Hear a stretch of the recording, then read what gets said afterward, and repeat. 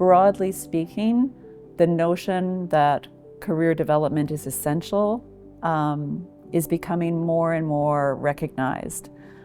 Perhaps the more disrupted the world becomes, the more people realize that we need something different than what we have had in the past. And guidance, because of the body of evidence that we have, I think is being seen more and more as a potential solution and an underutilized lever to help particularly young people as they're trying to navigate in this very challenging world. And that is starting to permeate now the general public and the media. But we were able to work with all of the ministers of education across all 13 provinces and territories to agree unanimously on a policy framework for career education. And so that was adopted a number of years ago, and now we see some very good examples of it being implemented in various parts of Canada. So I do think, although we are geographically a very big country with a complex structure when it comes to education, we do have quite strong policies to guide what happens in schools. We know that career guidance brings impacts, sort of short-term academic educational impacts, medium-term labor market impacts, and then long-term life impacts.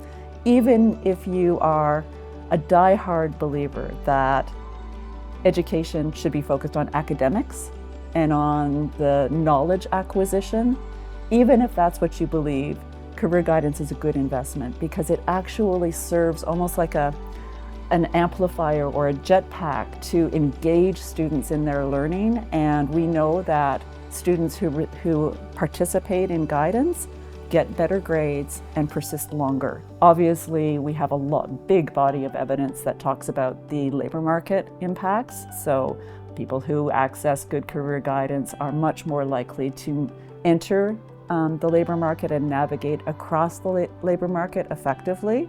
And we know from the research that guidance also prepares young people, to move through life with hope and with health and with intent. I'll just give you a couple of examples. We did a randomized control trial study in partnership with a number of other organizations, and it followed students who received career guidance for now it's been over a decade that they've been followed.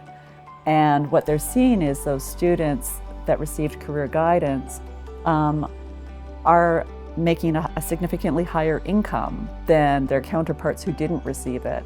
And the estimate of the economists that did this research was that the cost savings for that person was about $50,000.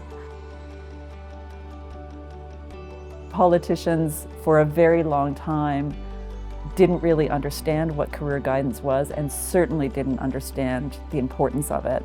And so it has been a long journey of working with all levels of government and the general public to understand what career guidance is and why it's so critically important. So we have placed a very strong emphasis on research and impact studies in Canada. So both sort of the kind of impact studies that are tracking the kinds of outcomes that result from career guidance, but also really trying to build randomized control trial studies so that we can isolate that impact and say with confidence that the impacts that we're seeing are a result of the career guidance as opposed to any other number of influencers in a person's life.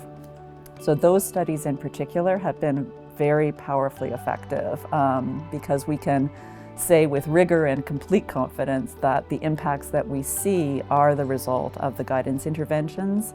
For real change to happen, it has to happen policy down and frontline up. There's a lot of congruence between the excellence model and our own Canadian model and other international models like Gatsby. When you look at them side by side, there is a high degree of consistency. I did notice a couple of areas that excellence emphasized that none of the other frameworks that I've seen did, that I was really impressed with. One is that need for the engagement of interest holders and coordination across interest holders. I think that guidance and career development is one of those areas that is so powerful because it touches across labor and education and health and so many areas of interest and across multiple levels of government as well, which makes it powerful, but it also makes it easy to be lost. Because when it's everybody's business, it's easy for it to become nobody's business. And so that emphasis on coordination and really engaging multiple stakeholders and interest holders in a coordinated way, I thought was a brilliant addition.